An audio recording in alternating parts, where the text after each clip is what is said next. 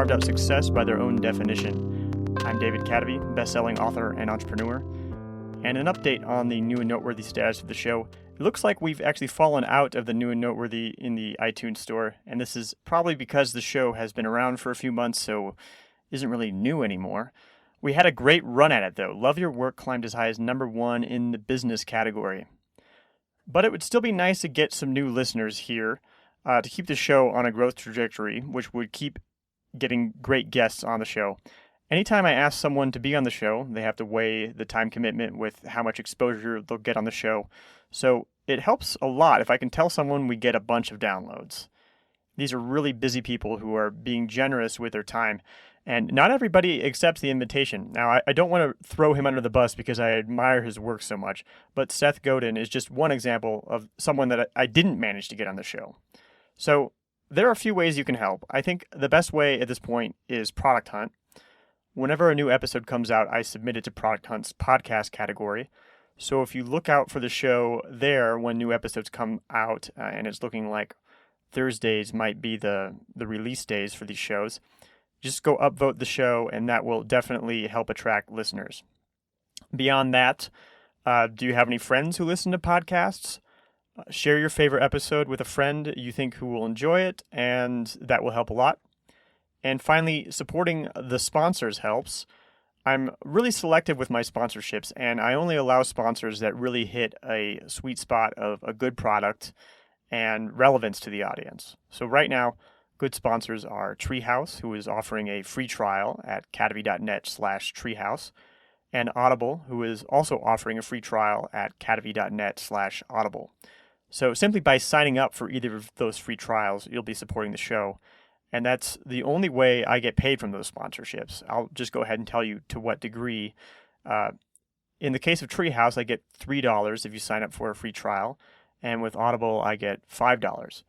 If you end up liking those services enough to pay for them, then I would also get an additional share of the revenue. So if you've been considering either of those trials and would like to support the show, now you have an idea of the impact you'll be having. It doesn't sound like a lot, but if everyone who listened to the show tried out those services, it would go really far towards hiring editors and show notes services and improving the show. Today's guest is Maneesh Sethi, who is founder of Pavlok. Pavlok is a wristband that gives you an electric shock that helps you break bad habits. And it's a crazy idea, so it's definitely gotten a lot of attention. Pavlok has been featured on Good Morning America, The Colbert Report, and Jimmy Fallon. In our discussion, we talk about how I used Pavlok to break my bad Facebook habit, and I can tell you it's extremely effective.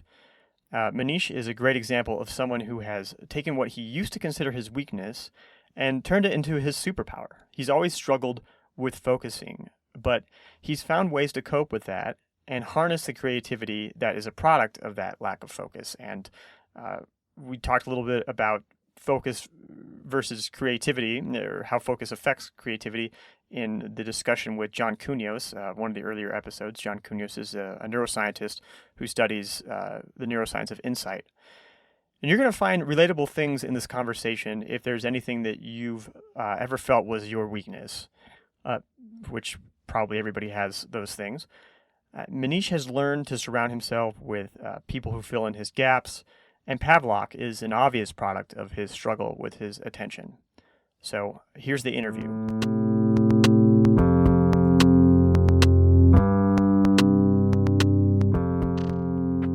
I'm here with Maneesh Sethi, founder of Pavlok. Maneesh, what is Pavlok? Pavlok is a wearable device that helps you reduce cravings and break bad habits. And I asked that question, but I mean, obviously I already knew what Pavlok is because... And I have to thank you, actually, because you have saved me a ton of time over the last month. The story is, I bought a Pavlok, and I wanted to reduce non-productive Facebook use. And I define that as, I get on Facebook, and you scroll and you scroll. You're looking at stuff you've already seen. You're not getting any new information. You feel like you want to be doing some other work, and that you're just stuck on Facebook. And so I shocked myself a few times with the wristband, and when I was feeling that craving, and I literally haven't looked at the Facebook timeline for more than a couple items for more than a month. It's pretty amazing. So it's pretty amazing. What I like happened? that. I mean, like the funny thing to me was that I just didn't feel Just goes away. the Just craving. stops It just popping. went away. Just disappears. It's magic. It's fascinating. It's like having a baby and then finding out your baby is like growing up to be smarter than you are, and you're like, whoa, look at all these cool things it does. I had no idea that it would do it this way. So the backstory of Pavlok is that I used to have an addiction to Facebook, right? And I used to hire a girl whose job was to sit down next to me, and every time I went on Facebook, she would slap me in the face. And I wrote a blog post about it that went really viral, and my productivity, of course, skyrocketed when she was there. Wait, let's stop for a second here, okay? Yeah.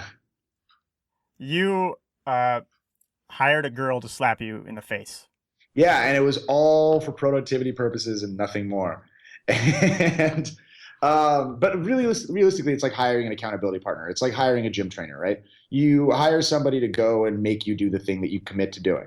Yeah. And it's very easy to pre-commit to something, and it's really hard to actually achieve that goal in the moment because of the deluge of distractions that exist in our current day and age. And that girl, Kara, tended to be the person who was pulling me out of that distraction mode. A tap on the shoulder would lead to a slap in the face. Whatever it was, it got me back on track. And I measured my productivity. I used this app that would track my productivity, and my score went from 28 or 30% or something to 98% when she sat down next to me. Wow. And so I wrote a blog post about this, and then the post went viral, and I called up a friend and I said, yo, why am I paying her? We should make a dog collar that zaps me every time I go on Facebook. And my friend is like, yo, let's go to Radio Shack.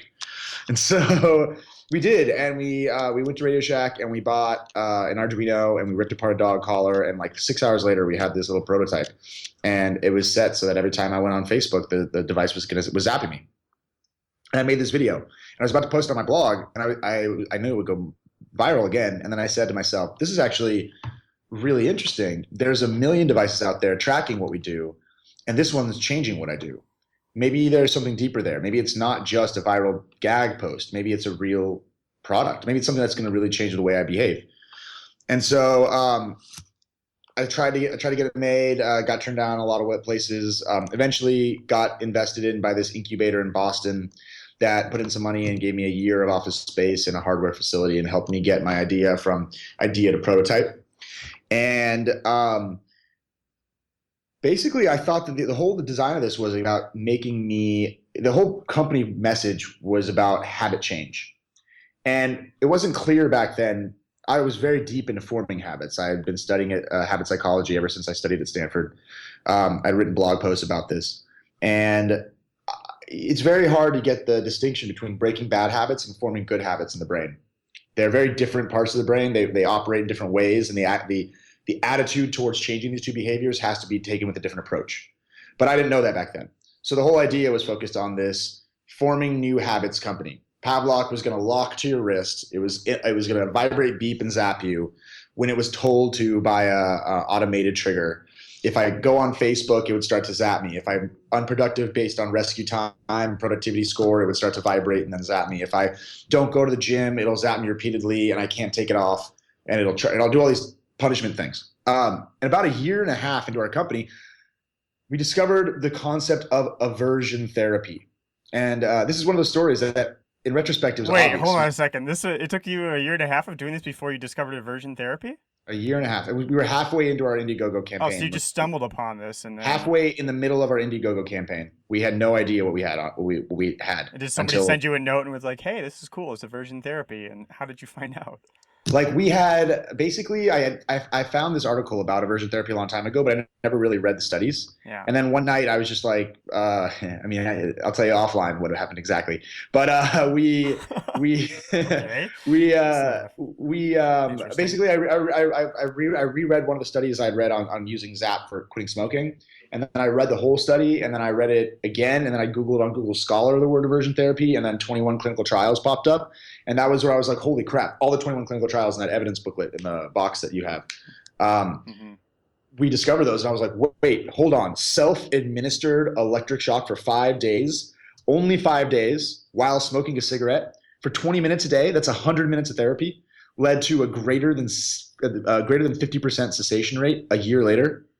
Wow. And I compared that to Nicorette patches and quitting cold turkey for smokers. Quitting cold turkey has a 5% success rate. Quitting with Nicorette patches has a 7.5% success rate, or 50% more productive than quitting cold turkey. Yeah. And our 5-day trial, the 5-day trial that used shock found a 60 or 55% success rate a year later for heavy smokers. And that's crazy. That was mind-boggling. And then when I started Googling, it was nail biting, it was obsessive compulsive disorder, it was some types of depression, it was gambling, it was heroin, it was marijuana addiction, it was prescription drugs, alcohol, it was drug after drug after drug after drug after drug, habit after habit after habit after habit. And all of them were done in the same pattern. It was 5 days of doing the bad habit on purpose while manually administering an electric zap. And I was like, holy crap, maybe we aren't a forming habit company. Maybe Pavlok doesn't need to know. Maybe we've been sitting on the answer for over 2 years with just a self-administered device, and the software isn't that important. Mm-hmm. Maybe it doesn't need to know. Maybe you need to know. And we started testing it, and lo and behold, it was exactly right. Except that in the old studies, you couldn't take the device home. So the clinical rates were about 55%. We did a trial with UMass Boston where the patients were allowed to take the Pavlok home and zap away the urge whenever they had a desire, and it led to a 75% success rate. Wow. Now of smoking cessation. Smoking cessation. That is a nearly impossible habit to kick. Yeah, it's nearly impossible if you use the current methods, which try to go after the nicotine craving, which is not the problem. It's the habit. Right. They're not focusing on the right part. And yeah, we have some evidence that shows that tobacco companies knew about this, but they labeled it as not consumer friendly back in the 80s and 90s. Mm-hmm. So anyway, this was a big breakthrough moment for us where we said, hang on, maybe we can actually just hyper focus on breaking bad habits instead of forming habits. And so that's kind of the story of like the Breaking Bad Habits product. We realized that it's as simple as a self-administered zap. Yeah. And so what happened? Actually, I just wanted to backtrack before it sounds too much like a Pavlok commercial. I paid pretty much full price. We're friends. I think we're friends, Maneesh. But I paid like pretty much full price for this Pavlok. I think there was a discount going on at the time that everybody else was getting, and I got that. It was like, sorry, bro. But I mean, it's good because actually, then somebody was asking me on Twitter because I was marveling at how quickly I was able to get rid of my Facebook habit, and they were like, "Well, is it worth the price of admission?" I can't remember what the price was, but it might have been $150 or $200 or something at the time. But then I was just like, well, yeah, I saved myself from using hours and hours of Facebook. Yeah. And yeah, it's funny. So it was very valuable. And I guess I think a lot of people ask me, they're like, well, how does it know you're using Facebook? And for me, it was just, I just would allow myself to feel that sort of sense of anxiety that you feel right before I use social media in a circumstance where I don't actually have any reason to, and I just shock myself. And there was something, and I did that, I think, 3 times. There was something really amazing that happened. Also, as soon as I shocked myself, I felt this sort of rush of or exhilaration where I put down my phone and I got up and I started doing dishes, or I changed the light bulb that was out. I swept the floor. I started doing physical things instead of escaping into my mobile device, which for me was my problem, my big thing that I want to get rid of. Mm-hmm. And actually, so my Pavlok honestly has been sitting in the drawer for a month now, but so I might need to use it at some point in the future if the habit returns. But it's been pretty amazing. Yeah, and that's the storyline of it. Our whole product model is this. We're not in the revenue business. We're not in the making a lot of money business. We're in the breaking bad habits business. And the majority of bad habits are broken within 5 days. And we have a 30-day, actually now we have a 6-month return policy. And and like this isn't a sales pitch. It's that the units that we give to people, we don't mind if you send them back to us. Later on this year, we're instituting a policy where break your bad habit, just as long as you report it, no problems at all on our end. And all units that are returned or exchanged, we donate to a homeless shelter, or a addiction clinic, or a facility for people in need. Because our one goal of the company is to break 5 million bad habits within 5 years and to cure addiction by 2030. And I think that we have a key to quitting addiction. And I believe that money will come afterwards. But if we can cure addiction, we don't need to worry about that problem. But so what we have been doing, though, and what you don't even know about, are the smart features that we've started adding. So like we just released a productivity Chrome extension. Dude, this is so cool. Okay. So so I mean, I can actually share my screen if you want to see it. Okay. We'll have to describe very, very closely what it is that you're showing me. I think I can share it right on Skype. Yeah, but I mean, for the listeners, we'll have. Sure, for listeners. Okay, cool. By the way, there's people listening to this. I'm recording this conversation, Maneesh. Did you know that? Oh, I didn't know that. I thought we were just having a call, man. So did you see what happened on the right? You've opened too many tabs. Yeah, okay. I just got shocked 3 times. So every time I open up more than 15 tabs, it starts to zap me. If I open up 14, it'll vibrate. 15, it beeps. 16, it zaps. I can plug in websites I want to block, like Reddit or Facebook. And if I go on those websites, it'll start to zap me. This is all the Chrome extension. It's all just a Chrome extension. And it actually works pretty effectively without a Pavlok. It just starts telling you, hey, get off, if you don't have it. But so if I go on Reddit, I think it'll start zapping me every 15 seconds for being on it. So we're trying to build this system out where it actually does start. I'm like my eyes are instantly drawn to like the pictures on Reddit. It just gets you so fast. So we started that. Now we're trying to bring back in these smart features that people so desperately crave for. I'm going to turn the screen off. So what we've done is now we're creating specific, we're going down specific habits. We found that there are specific things that our users want. The number 1 habit is sugar or unhealthy eating. The number 2 habit is smoking. The number 3 habit is waking up late, or sleeping in, and productivity. They're kind of combined. The 4th habit is nail biting, skin picking, that kind of thing. And the 5th habit is negative thoughts, emotions, or like ex-girlfriend thoughts and stuff like that. And so we've been hyper-focusing Where's social media on the list? Isn't there anybody? There's number 3. I put that in, I combine that in with productivity. Waking up earlier. Waking up early is waking up early and productivity are kind of tied. And so what we've been doing is trying to figure out from a company standpoint or from the business standpoint, it's interesting. It's like, are we going to, if all we did was help people quit smoking, if that's all we did, that's a great company. In fact, it's a much simpler company. Yeah. But instead I'm like, no, I'm going to cure all addictions, all of them. And also I'm going to form new habits. Also, I'm going to make you learn faster. And so my ADHD-ness is kind of built into our product and into the company. And it's an interesting problem to solve, because the way that we're trying to solve it is grotesquely, platforms based. It's designed to do everything rather than to do one specific thing. And so we're trying to go down different verticals right now and improve the experience for individual habits. Yeah, I love this device so much because it is what I consider a perfect example of what I hope is coming, which is the behavioral revolution, which is that we are going to have these smart devices. We know so much about behavior. And as things happen right now, companies are incentivized to use that knowledge about our behavioral biases and things like that against us to get us to be addicted to Facebook or Twitter or I always think of the fact that we have cut cigarette smoking so much in the United States as an incredible feat against market forces that, despite the fact there was so much money to be made, that we were able to get all of the interests aligned to reduce that. So, I'm hoping that this will just be one of many devices that helps us invert our behavior and rewards us for doing things that are healthy for us. Yeah, I like to believe that, man. There's this weird, you get it because you used it, but the amount of people who it's Pavlok is not the secret sauce to everything. You can't Clockwork Orange somebody into not liking something, right? You have to want to break the habit. Why can't I just take it off? Well, why don't you just put down the fucking cigarette, right? Why don't you just stop eating cookies? Well, because there's parts of your brain that don't work in the same way. Part of your brain is living in the instantaneous moment. I call that the why don't you simply trap?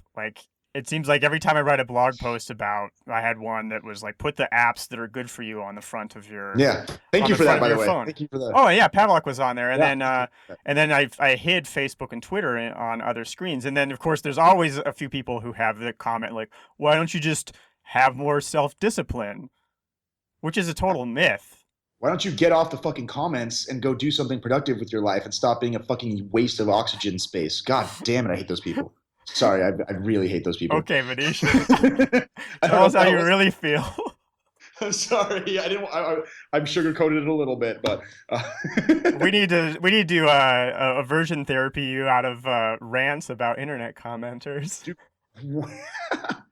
Wait till you try selling a product where you're supposed to shock yourself, and then tell me if you don't hate them as much as other people. Well, yeah. I mean, I was wondering about that because I'm sure that you get all sorts of skeptics, or it's just such a crazy idea. So crazy, right? But so here's the thing that I've been. Sorry, I get really excited because you reminded me of something. Yeah. The behavioral revolution is something that I've been realizing about the relationship between man and technology. And the relationship at the beginning of man to technology was technology is a tool to help us improve whatever we're doing, to help us speed up. And over time, it's changed to where instead of us being the masters, we become the slaves.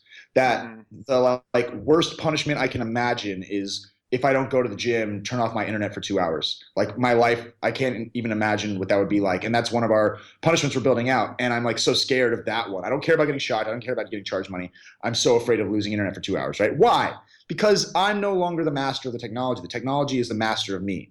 I've become a slave to the technology. And it's a shift that has rapidly happened since the beginning of the smartphone, beginning of the internet. Like those things have created this whole new relationship towards an addiction to technology in a lot of ways.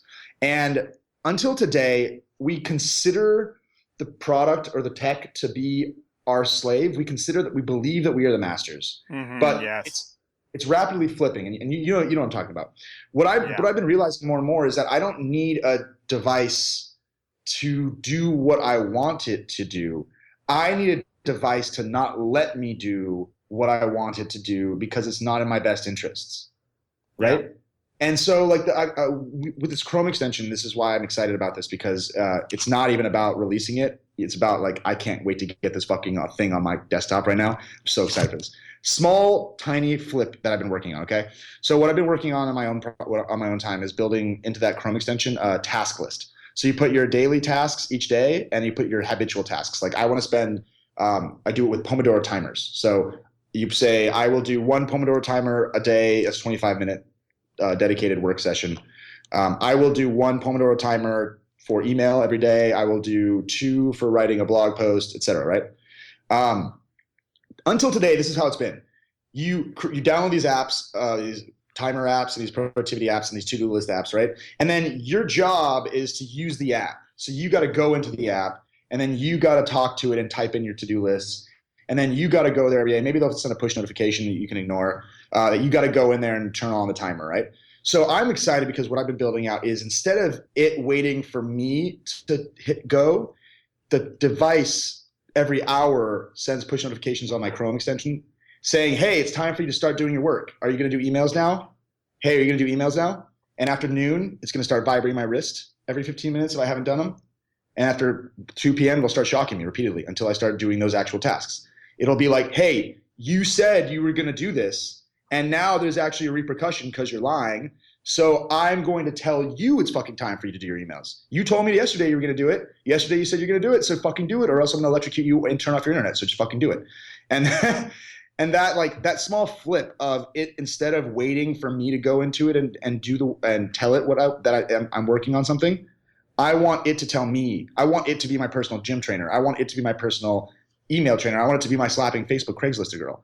So wait, you want to be a slave to the technology? Is that what you're saying? I'm saying I want to. Yes, in a way. I don't want to have these beliefs that I have self-control when realistically I'm just on Reddit and Facebook all the time. I know what's good for tomorrow, Maneesh. Yeah. I know what's good for tomorrow, Maneesh, and I want to be able to program that in, and then tomorrow's tech will hold me to that. Essentially, I want to build a coach. I want to build a trainer. Yeah. The only use case that's common these days is a gym trainer.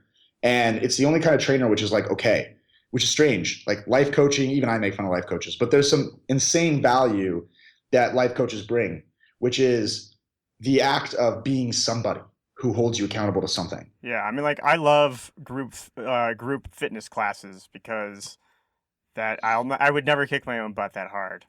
Mm-hmm. Well, let's talk about this. I mean, it sounds like, personally for me, I don't know if I want something shocking me telling me what to do throughout the day. It sounds like you talk about having ADHD or whatever, and that's like sounds like it's legit for you, right? It's not like you're just saying it. Mm-hmm. So I imagine that's a big part of you. Yeah. Starting I mean, Pavlok and getting so into this. definitely. So I've been, yeah, I mean, if we talk, so ADHD, I find to be really interesting because ever since I was a kid, everybody thinks they have ADHD. And the first thing that makes you think is that you're broken. Attention deficit hyperactive disorder, that you have a disorder by starting new things and not showing up on time. Yeah. And in the big five personalities, there's a thing called conscientiousness, which is the act of finishing what you start and being neat, orderly, and on time. And conscientiousness is highly correlated with basically everything good. It's like you live longer, you don't do drugs, you don't have STDs, you get married, you don't get divorced, you don't smoke tobacco, et cetera, right? But there's one thing it's inversely correlated with, and that's creativity. And I started to realize this got really deep because I've always had this giant imposter syndrome for my brother. My brother has always been like the king of the family. We'll just go ahead and say who your brother is. How about that? My brother's Sethi from I Will Teach You to Be Rich. And he's a great blogger, multi-million-dollar New York Times best-selling author. Yeah, I know, my mom's favorite child. High achiever. Right. And he's also an investor in Pavlok and a very close person to me. But ever since I grew up, I suffered from this giant imposter syndrome where I would always, ever since I was young, like I wrote a book when I was 13 that became an international bestseller. And the only time I wrote that, it was called Game Programming for Teens. And the only reason I wrote that book was because the editor of the series said I wasn't allowed to write it. And so he said, you're too young, you're too stupid, I'll never have anybody under 25 write a book. And I wrote 80 pages over the next 3 days and sent it above his head and pretended to be an adult until I got the contract signed. And wow. And then and this book became a bestseller. And then I went to college and I always had this intrinsic goal of success. And that intrinsic goal was very simple. It was just do work. Stop wasting time being distracted. Mm-hmm. And when I blogged while traveling for my old blog, Hack the System, I traveled for like 4 years and I had one metric of success the entire time. And that metric was write 2 blog posts a week and exercise 3 times a week. And I think I hit that goal maybe twice in 4 years, maybe. And I had literally nothing else to do, right? Literally nothing else. I was in another country, I had nothing to do. And I couldn't get myself to that goal. But then I would write a blog post and then blog post would go viral. Or I would make money off my blog. And there was this intrinsic imposter syndrome where how am I teaching other people to succeed if I can't fucking get the simplest thing in the world done? I can't even do my dishes, right? Like, what is wrong with me? Like, what is the problem? And as I started at Pavlok, this one day it hit really darkly. So a friend of mine offered to invest in my company and he said, hey man, just send me over like 750 words, just some kind of like executive summary, and I'll gladly invest 10K. And I was like, all right, well, I have a 6-hour train ride, so this should be cake, right? 750 words, that's like nothing. So 6 hours later, after the train is over, there's literally, I haven't even opened up Microsoft Word. And I'm like, I'm not going to sleep until I have finished this article. And in the morning, it's now 7 a.m. I've been awake for like 14 hours working on this product. I've written 130 words. Most of it is animated GIFs. And I'm extremely pissed at myself and frustrated. It's like, it's not like college where I can blame it on me not caring. It's my company. It's easy. It's 750 words. It's $10,000, right? What is wrong with me? Last ditch effort. I pulled out my iPhone. I held it up like this and I recorded like 3 or 4 minutes of me saying what I wanted to say. And I sent that to my intern who had just started working for us from Tufts and University. And like 45 minutes later, he sent me back basically a final draft. And it clicked at that moment that some people are designed to fill out spreadsheets and other people need to know what spreadsheets need to be filled out. Mm-hmm. People who are productive and successful, they get off Facebook and they do what they want to do. People who are unproductive, they create a company where they build a product that shocks you every time you go on Facebook in order to make you get odd task, right? Like the active, like creativity is the opposite of focus by definition. That's actually, I just had a conversation with John Cunhos, a neuroscientist, a couple episodes ago, and was talking about, that very thing, that creativity really is just disparate regions of the brain connecting things that seem to not be connected, and it's because the prefrontal cortex, if the prefrontal cortex is in a weak state, you are more creative. The prefrontal cortex would be involved in impulse control and having some sense of what the future results of what your present actions are and everything. High conscientiousness exactly what you're saying. and prefrontal cortex activity are highly correlated. Yeah. The more you are able to do what you want to do and be neat, orderly, and on time, the more activity you'll emit from your prefrontal cortex. Completely. And it started to click. It was like all this started to make sense that there are ways to improve conscientiousness. There's very proven methods to fix it. You can use drugs, you can use meditation, exercise, improve diet.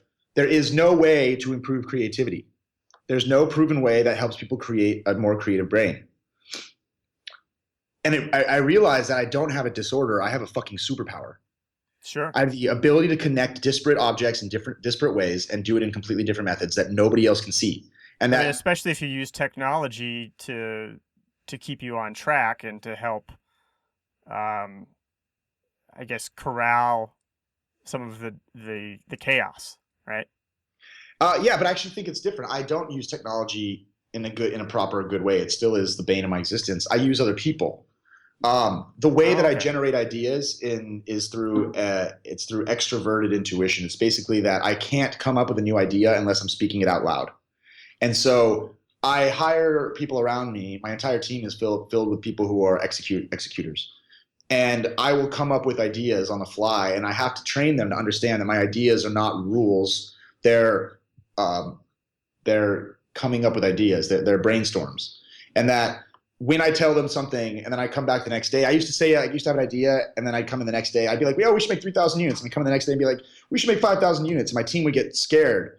And they'd be like, yo, wait, he's changing this every day. I'm like really worried. And I had to explain to them over time that no, don't listen to me unless it's like filled out and given to you as a direct rule or a direct like thing that we both have agreed on and set clear boundaries on. Everything I say should not be taken as a fact or a rule.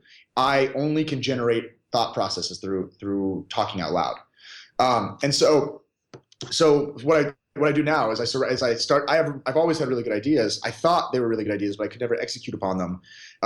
And so when I started bringing people in who could just be like, oh, hey, we should do a webinar. Well, let's do a webinar funnel. Okay, well, the funnel should have this, this, this, and this. And then tomorrow it's fucking up. And then the webinar just gets hosted, right? Or the blog just gets written.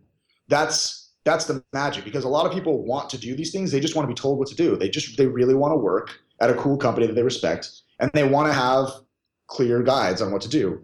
And I'm, on the other hand, I can't physically operate in those contexts. So like from a ADHD perspective, I realized that it's not a disorder, it's a superpower. Thinking of it as a disorder held me back my entire life. And the way that American society is designed is that they kind of, like if you look at the average salaries of personality types in Myers-Briggs, everybody is here, and then there's ENTJ, which is like Ramit's type. And then way more, right, yeah. Like 1.5x the average salary of the number 2 type. It's crazy. ENTJ. Yeah, it's like the Bill Gates, it's the Tim Cook, it's the people who just execute. They're extroverted and friendly, but they just get things done. The executive. Unfortunately, I'm an ENTP. If only I could turn that P into a J. Well, I'm an ENTP too, man.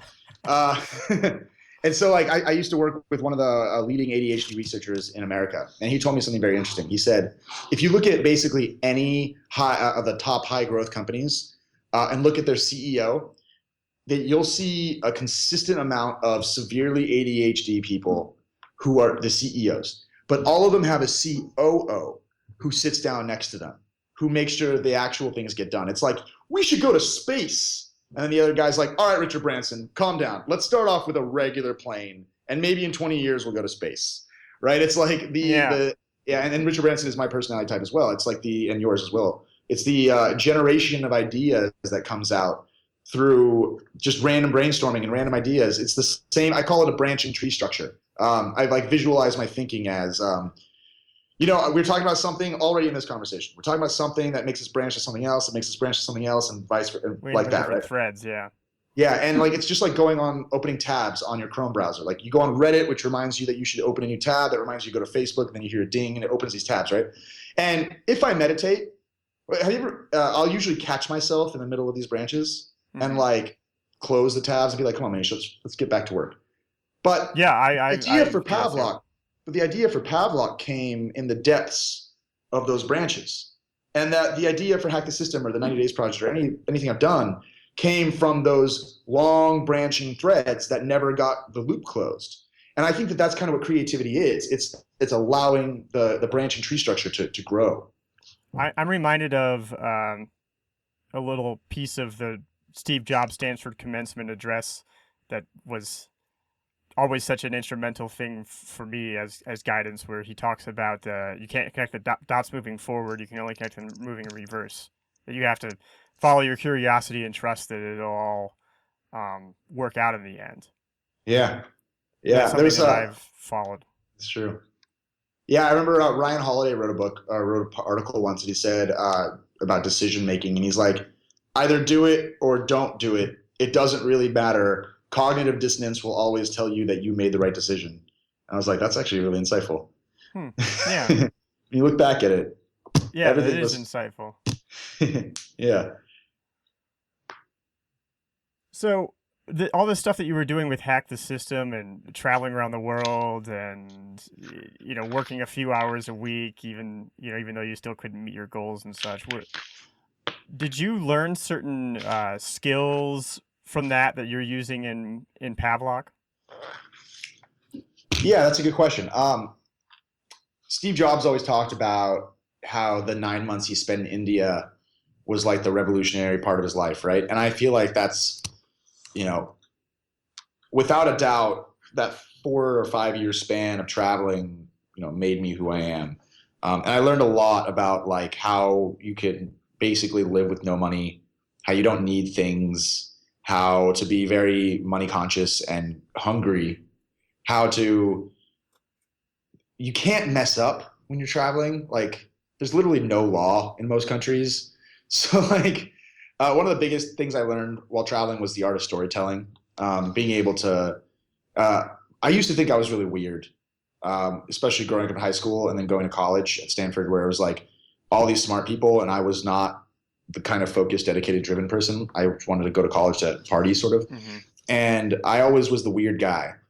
And it took me going and traveling to realize that actually they're the weird ones. That none of us are weird. It's just that there are lots of different kinds of people, and that growing up I had been segmented into this one class of people, and that being around other people let me become who I am, and it kind of helped me develop these like internal metrics of who I am, which is this guy who does cool stuff. Yeah, I find that really relatable. I mean, just in my own travels, I first of all grew up in Nebraska. Totally was not surrounded by people who were like me. Constantly was like, why do I have to hang out with the people that live in my neighborhood? Like, we don't have anything in common. And then, through traveling, have definitely found, if you go to a certain place, it brings out a certain aspect of your personality, or you discover that a certain tendency is actually the product of where it is that you're from, and that maybe it's not the your most natural state. And this idea of there not being rules. I think that there are laws in other countries, but the fact that you kind of have this, that you're not aware of it, suddenly opens up this sense of possibility that makes it feel like, I just find when I'm in my home country, the United States, it just seems like there's rules about everything, and it's everything. I find it very constraining. Mm-hmm. It's traveling. It's like I was in India once, and there was this temple elephant that comes down the town every day. Yeah. And I was with a friend, and anyway, we wanted to take a ride on the elephant. So my friend went on, took a ride, and then she got off. I got back on, and I'm riding down the street with this elephant, right? And we passed by a police officer, and he was like on foot. And apparently it's illegal to give rides on a elephant in the old city. And so the driver looks at me and he said, "So you must jump off the elephant." And I look at him and I'm like, "What? You jump off of an elephant?" He pulls me up next to this wall. I have to jump off of a moving elephant onto a wall. Then I shimmy down the other side of the wall, get to a bridge, and get away from the police. And I realized that never once in America have I been in an elephant police chase. But like this day, I'm literally running away from a police officer on a goddamn elephant. And I'm like, this is something that would never happen in America. There's like zero chance of that ever happening in America. But like, even if I had been caught, it would have been like, 10 rupee fine or whatever. I found that like, it's not about the law. It's just about the different kinds of people. Like you meet so many different kinds of people and you realize that there is no right or wrong. America kind of tells you that like, if you're not making money, then you're wrong. If you are making money, you're right. And that's like it. Yeah. And it's like, you're never good enough is the basic message. In the land where any man can be president, anyone who isn't president is a failure. I've always felt that growing up. And it's like when I was doing the travel thing, my whole mindset was on how can I live and retire early. And it took until I started Pavlok to realize how unfulfilling it was.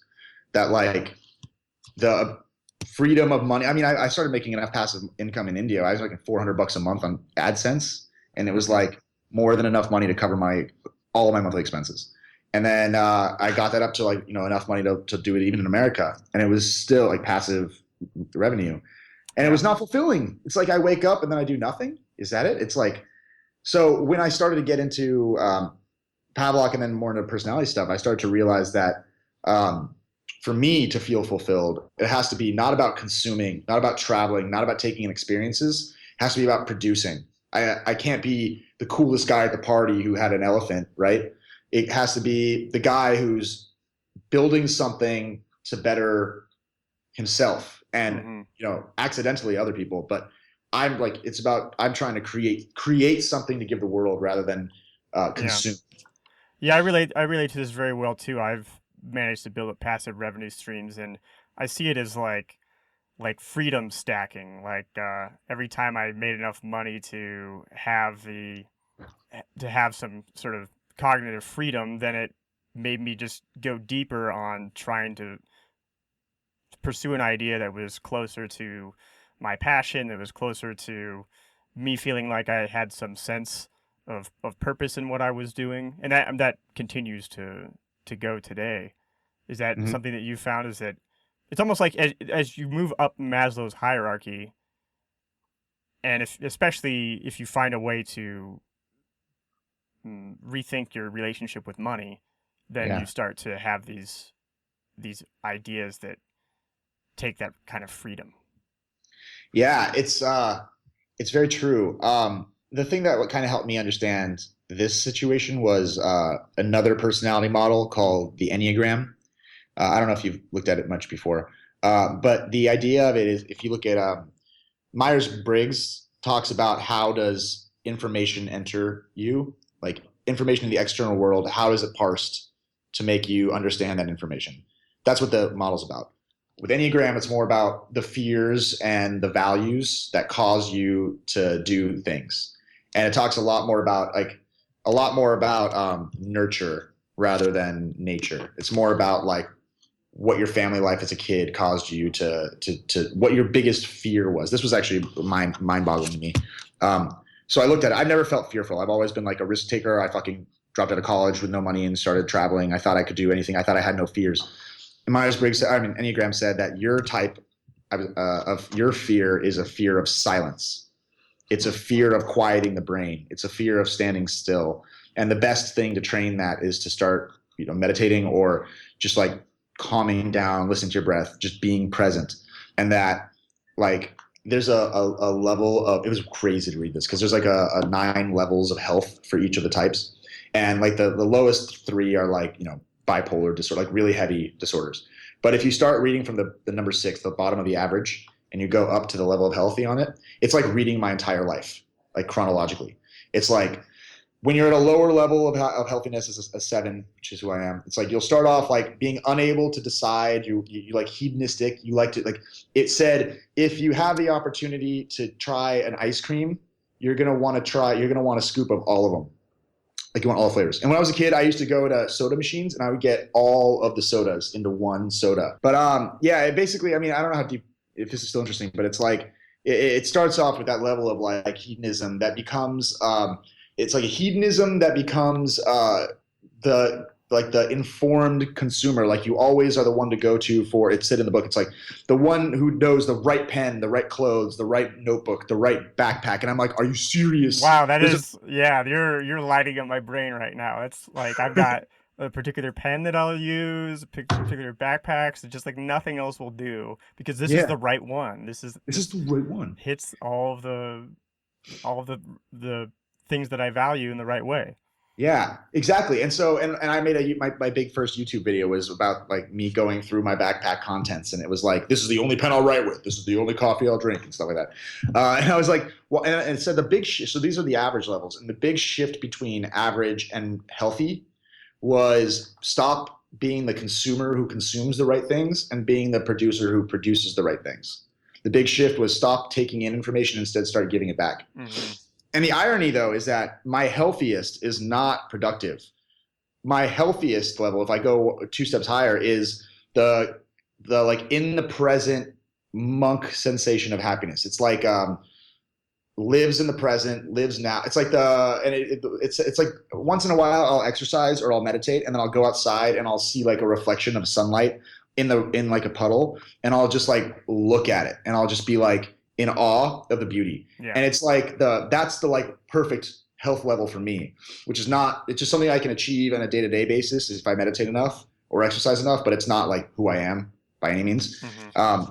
And so I find that to be really interesting because each of their own types has their own different thing of what healthy is. And identifying that there is no perfect what you should do, but there is a perfect for you. Like like I believe that everybody should live an awesome life, but everyone's definition of awesome can be very different.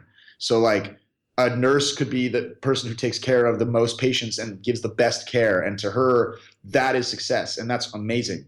And that's awesome. But it's not awesome to me. I couldn't do that for myself. Do you, do you think that there's going to be any point where, let's say Pavlok is super successful. I don't know what would constitute success for you, you know, whether there be any stopping point. Would some of the anxiety sort of alleviate? Would you be able to get more into that other level of health where you were a little more mindful? The reason I ask is because for myself, like I felt before I wrote Design for Hackers, I felt this real sense of that I had to create something. And I wasn't sure what it was going to be. And then through a lot of experimentation, I mean, I moved away from Silicon Valley just to explore my own brain, and then eventually hit on that. So then when Design for Hackers finally came out, I felt this incredible sense of peace. Like mm-hmm. I had kind of done this thing, and I it sounds strange, but I felt like, oh, I could die right now and it would be okay. Now yeah. That was like 4 years ago. I'm starting to get antsy again. So, yeah. Does that relate to anything you've felt in the past or anything that you think you might feel in the future? It absolutely does relate. I mean, there are moving goalposts, right? So like my version of success in like 2005 would have been like, can I make $3,000 a month? Like that would have been my version of success of like end game. And it's like, now it's very different, right? Like when I started the company, I was talking about how I looked at my old slide decks and it's like exit strategy. How will I exit Pavlok? We'll sell to Fitbit or we'll sell to Apple. And now I'm like, I wouldn't fucking sell to Fitbit if they gave me $100 billion tomorrow. I would literally say no and laugh in their face. There's not a chance. Wow. Not a chance in hell. I would never sell to anybody. And it's like, it's weird because like my level of success back then is like, I've far surpassed what I ever imagined would happen. But like, the goalpost will always move and I'll never be fully satisfied, but I have a very large end game goal that is it's hard to go into it. I think I've talked to you about actually, but I don't mean to interrupt too much, but you're really hitting on something that I find relatable or something that I'm seeing, which is you were talking about people wanting to be told what to do, such as your employees. And I've found in the past that I might get a little scatterbrained sometimes and I'll start pursuing different interests, but then when the right big enough opportunity presents itself, such as in the past writing the book, and I'm in the middle of one right now that I'm not gonna yet announce. Then once that big enough challenge presents itself, suddenly I'm able to focus. Are you able to better. focus to the end though? Like we actually are doing the writing and like the actual drudgery parts. Can you do that part too? Well, I wrote the book.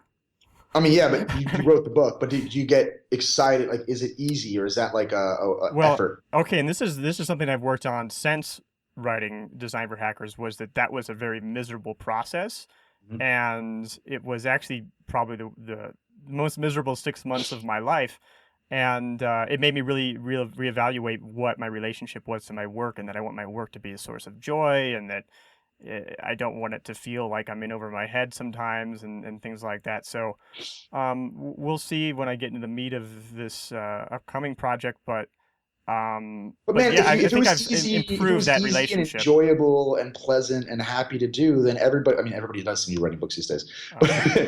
but if it was like easy and fun and pleasurable to write books, as pleasurable as it is to use Facebook or eat cookies, then everybody would be addicted to writing books, right? Well, yeah, and I've managed to trick myself into finding pleasure in some of the uncomfortable parts that are inherent in creating something. And I think that's, I mean, a little bit one of the messages I want to get across this podcast is that, it's not do what you love, it's love your work. It's like find some appreciation, some love for what is inherent in doing something that's kind of hard sometimes. I completely understand exactly what you mean.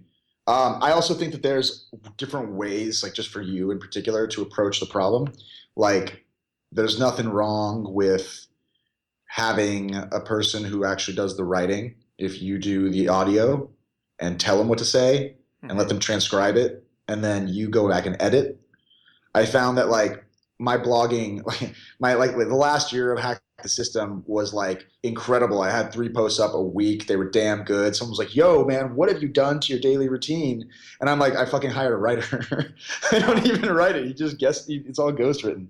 And it was way better than my writing. And it's like, not saying you should ghostwrite your book, but there's nothing wrong with coming up with the idea and understanding that you're really good at getting that knowledge out there, and Yeah. then just recording it, and then hiring somebody to transcribe it for $5 $5 an hour of transcribing, and then just going and editing it, right? Because it's Yeah, like, there's things that you're good at, and there's things that you maybe aren't so good at, and so I think what some people will do is they will delegate the things that they're not so good at. My solution, I think, might be that I've actually discovered that I'm not very good at delegating, even though I worked on it for a couple of years. Part of it is just doing fewer of the things that I wanted to delegate. So doubling down on creating, doubling down on thinking, on the parts that I find really pleasurable, and just cutting out some of the other parts of the business. yeah, simplification, man. It's huge, but it's cutting it out or having somebody else do it. But I don't know if that's how your mind works. I don't know if that's. It's certainly not how mine is. It's like, it's just like the more things you do, the more branches it creates, Hmm. and it's like for example, it's like there's like this getting this GTD idea of like, do something. If it takes you 2 minutes, just sit down and do it. And that is like the most difficult thing in the world, because something that takes 2 minutes creates 20 things that take just 2 minutes to do. It's like answering one email. I'll come up with, oh shit, I should double check this one thing. Like this, like I got to find the right link, and then you go and you find the right link, and you're like, oh shit, it only take me 2 minutes to edit the description of this link before I give it to that person. It And also then you doesn't start, make the distinction between things that are relevant and worth doing and things that aren't worth doing at all. Things you mm-hmm. should just ignore. And it's, I don't know, it's just like it should be so easy to do things. It seems so theoretically simple, but doing is really fucking hard, especially for me. It's like I can tell other people what to do all day, but like me trying to sit down and answer emails, man, you should hope you see my inbox. I gave up. I haven't looked at I just don't log an email anymore. I just don't. It's gotten so bad that I'm just like, email me if you want, but I don't reply. Just Like, I've email lost so, bankruptcy. You I just just gave up. It just get to be too big. archive everything that's in the inbox and start over, you know? I know, I'm at that point right now, man. It's like getting crazy. But Yeah, I don't know. It's really interesting. It's just I feel like, especially in America, it's this drive that makes us feel like we're lesser than other people if we're not making money, and that to me is so crazy because and you don't see I didn't see it until I traveled that there are like you think of Italy as a place to go on a 2 week vacation, but you don't think that there are like real people there like doing things like they're there to serve food, but they're not real people. And then you go and you live with them, and you're like, holy shit, these are like different people who have a completely different mindset of living. I remember I went to Colombia. I went to a hostel in Colombia in Salento, and there was like 25 people there, and there were 3 Americans. And all 3 Americans didn't go out on Saturday horseback riding. All 3 of us sat on the couch wearing Vibram 5-finger shoes, working on our fucking blogs. All 100% of the Americans in that location. And I've never met an American who has ever, except for these like, yeah, I've never met an American who has just gone and traveled without knowing what he was going to do when he got back. And not once in 5 years. And I rarely meet an Aussie, an Australian or a Canadian or a European who's like on a gap year or whatever and knows what they're going to do when they get back. Like they figured the out. joke is also when you do travel and you meet an Australian or somebody from New Zealand or something that they're definitely on like a year-long or 6-month-long trip, and you're on a 2-week trip or a 3-week trip or something like that. Yeah. And just the level of depth that is being missed out on by that quote-unquote travel is just astounding. It's astounding. It's like not a trip. It's like you can't really explain it. It's just like you're going on a 2-week trip. Your mind is still. So I don't know if you know. I lived in the wilderness for 28 days in 2011. I don't know if you know about this. You might have told me about it, but I'd love to share it with everybody. So I lived in the wild for 28 days. It was a 28-day, no backpack, no sleeping bag, no tents. We basically ate 1,000 calories a day. We hiked 15 miles a day. I lost like 28 pounds or something. Wow. And it was like a Boulder outdoor survival school. And I actually journaled every single day on the trip. And I reread those journals every once in a while. And it's fascinating because you can see what I was thinking about. And it was like the first 5 days I was thinking about emails, Facebook, that stuff. Like, how am I going to deal with all that when I get back? 6 days or so, it was like that. But as it got to the end of 6 days or so, my questions started to care about like my family and like my friends. And like, I rarely think about those things. And it's like, but those things are like the things that matter once you stop thinking about tweets and dings and notifications. And I wrote this article, and my favorite I've ever written about when we had a 5 days of it was alone in a cave. Everybody had their own space. And in those 5 days, I wrote more blog articles than I wrote in 2 years of travel because there was no distraction. I just sat down. I woke up every morning. I found some prickly pears and I started writing.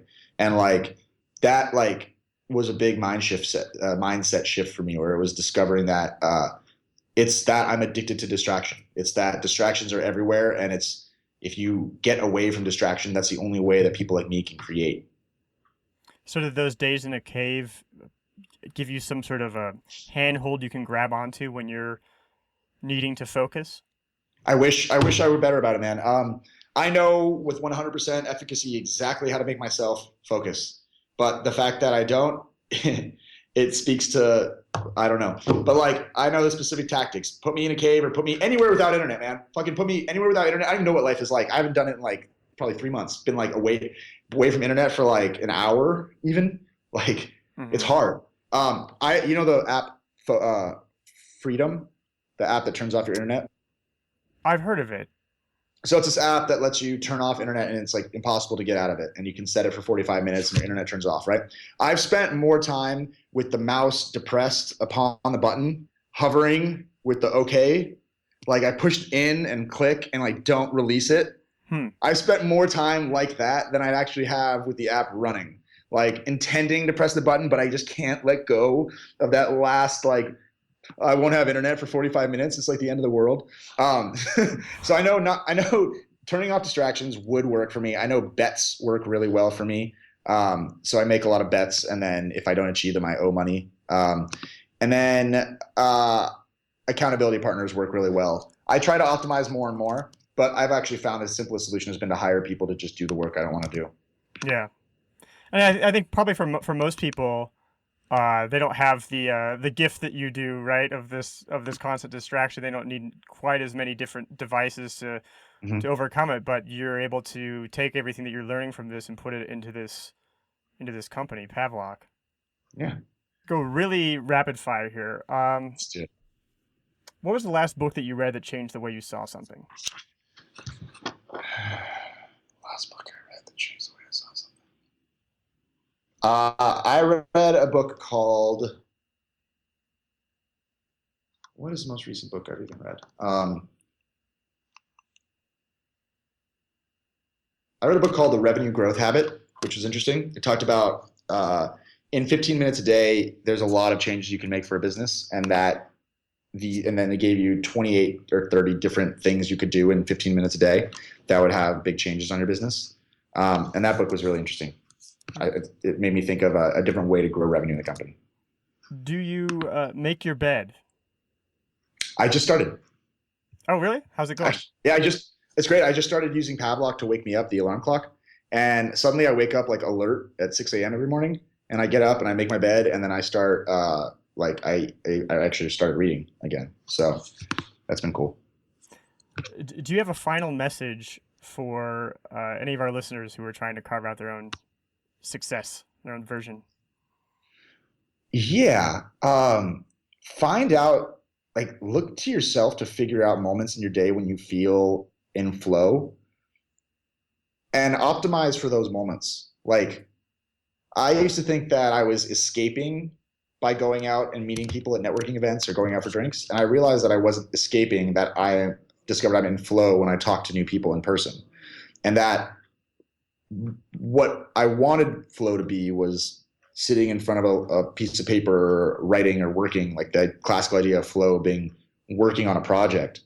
But external interactions can be a project as well. So don't feel like optimize for those feelings when you just didn't notice how fast the time passed. That's what you want to build your life around. Yeah, I totally agree with that. And where can our listeners find you and Pavlok? Yeah, just go to www.pavlok.com. That's PAVLOK.com. And we just released two new products, actually. The Pavlok device has been around for a while, and it costs $200, but we have a $99 Pavlok shocking alarm clock, which is just the alarm features that had an alarm clock feature. And we have a $99 Pavlok Lite, which is just self-administered shock for breaking bad habits, just like Kadavi did with quitting Facebook. Cool. Well, thanks so much for taking the time to focus and have this conversation with me today, Maneesh. I think it'll be helpful for a lot of people.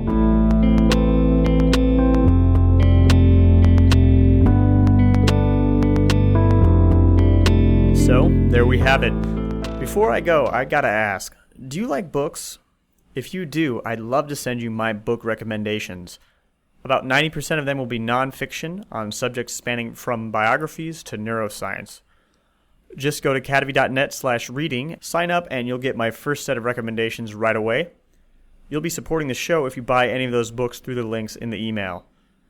This has been Love Your Work, and I'm David Cadavy. The theme music for this show is See in You, performed by The Album Leaf, courtesy of Sub Pop Records. Love Your Work is a production of Cadavy Inc.